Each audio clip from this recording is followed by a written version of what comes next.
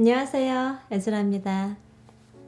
저번 시간에요. 우리가 그 폭력적인 남친 어떻게 할까요?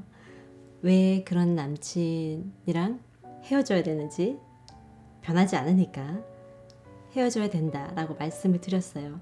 그럼에도 불구하고 나는 이 사람을 다 감내하면서 함께하고 싶어 라고 했을 때 발생되는 문제들에 대해서 오늘 같이 이야기해 보도록 할게요. 먼저 첫 번째로는요, 제 영혼의 정신이 피폐해집니다. 정신이 피폐해진다는 거는요, 연애할 때도 맞았는데 결혼하고 나서 안 때리나요? 결혼하면 더 때리면 더 때렸지 안 때릴 일은 없어요. 근데 그걸 맞을 때 이제 맞는 횟수도 점점 더 자주 일어나게 되고, 그걸 맞으면서 몸도 아프겠죠. 몸도 아파요. 당연히 1차적으로 몸이 아프지만, 그러나 더 문제는 정신에 받는 타격. 아, 내가 이렇게 맞고 사는구나. 내가 이렇게 소중하지 못하고 내가 이런 맞는 존재구나. 나는 이런 사람이야. 라는 생각을 하게 되면서, 이게 반복이 되면요, 아, 내가 맞을 짓 했구나. 왜 이런 생각을 하게 되냐면요, 그 때리는 가해자가 분명히 이렇게 말해요. 네가 이걸 잘못했어. 내가 이렇게 하라고 했는데 네가 이렇게 했어. 그래서 내가 너를 때릴 수밖에 없었어. 내가 때리기 싫었는데 너 때문이야. 이 원인 제공을 한 너 때문에 어쩔 수 없었어 라고 말을 하니까, 아, 그렇구나. 내가 잘못했구나. 아, 내가 왜 그랬을까? 내 탓이야. 내 탓이오, 내 탓이오가 되는데, 자기 탓을 하게 되는 건요, 자기를 자해하는 거랑 똑같아요. 본인이 잘못한 거는 정말 없는데 그 사람 하는 말에 따라가면서 정말로 자기가 잘못하게 되는 줄 아는 거죠. 심지어는 나중에는 때리지 않으면 불안한 증상까지 나타난다고 해요. 그리고 나서 그런 상황이 반복되니까 여자분은 더 노력을 하겠죠. 아, 내가 조금 더 잘하면 이러이러한 점을 남편이 지적했으니까 이거를 내가 개선하고 조금 더 잘하면 남편이 변할 거야 라는 생각을 가지고 더 잘하고 더 노력하고 나는 더 애쓰는데, 그런데 남편이 변하면 좋겠지만 변하지 않을 때 어떻게 될까요?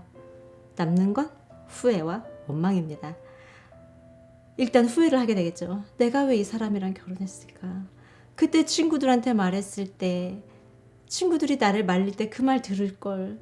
내가 이게, 내 삶이 이게 무슨 꼴인가? 무슨 모습인가? 나는 참 꿈이 많던 소녀였는데. 이런 생각을 하게 돼요. 그리고 원망을 하게 되는데요. 그 원망은 1차적으로 남편을 당연히 원망도 하죠. 내가 당신한테 이렇게 했는데 어떻게 당신은 나한테 이렇게 할 수가 있어? 그동안 내가 당신의 그런 폭력적인 성향을 알고도 당신을 사랑하고 감싸주고 이제까지 내 인생을 희생했건만 어떻게 이렇게 할 수 있어? 라는 원망. 또 나 자신에 대한 원망. 왜 나는 이렇게 사람이랑 살아서 이렇게 고생을 하나? 왜 나는 그때 부모님의 말을, 친구의 말을 듣지 않았을까?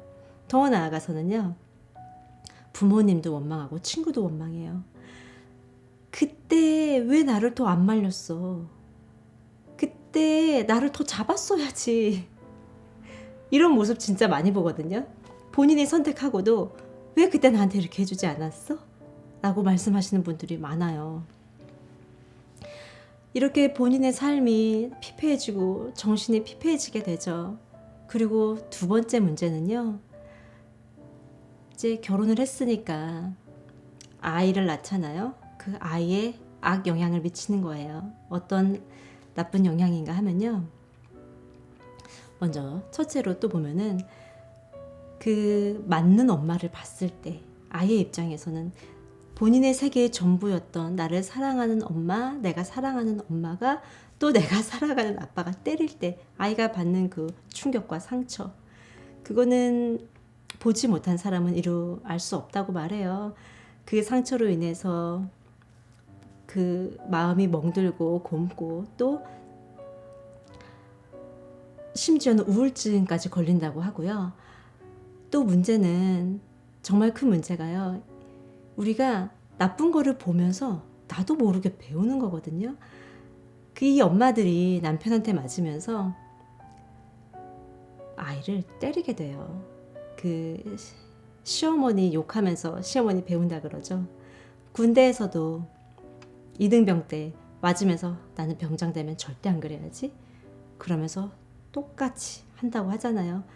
이 엄마들은 분명히 아니야, 난 절대 안 그래 라고 하게 되지만 본인의 의지와는 상관없이 무의식적으로 그 약한 자에게 내 스트레스가 분출이 되게 돼요. 그 아이가 폭력적인 것을 보는 것뿐 아니라 진짜 맞게 되었을 때 이 아이는 나중에 가정을 이루었을 때 당연히 폭력의 대물림이 나타날 확률이 아주 높죠. 그 남편분도 사실은 겉으로 볼 때는 멀쩡하고 아무도 몰랐을지언정 그 가정 안에서 폭력이 있었을 확률이 아주 높은 확률로 있죠. 근데 이 가정 안에서 폭력이 문제가 뭐냐면요. 보통 사람들이 자기의 치부를 밖에 드러내고 싶어 하지 않기 때문에 말을 안 해요. 그냥 혼자 짊어지고 혼자 마음의 짐으로 갖고 가는 거예요. 그 폭력을 행사하는 집의 자녀들도 그거를 밖에 말을 못 해요. 혼자 그냥 갖고 가다가 똑같이 배우고 대물림이 되는 거거든요. 이 가정 안에서 그러니 이 집이 지옥인 거예요. 한마디로 삶이 지옥인 거죠. 그럼에도 불구하고 그런 사람들과 살고 싶으신가요? 제 생각에는 그렇게 살게 될 거를 알면은 그냥 지금 포기하는 게 낫겠다 하고 포기하고 정말 좋은 남자를 찾는 게 좋을 것 같아요.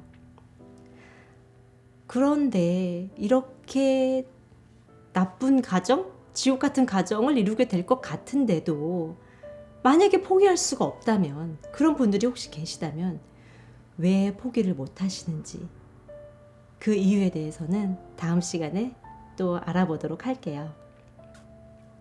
오늘도 들어주셔서 감사하고요. 다음 시간에 또 만나보도록 하겠습니다. 감사합니다.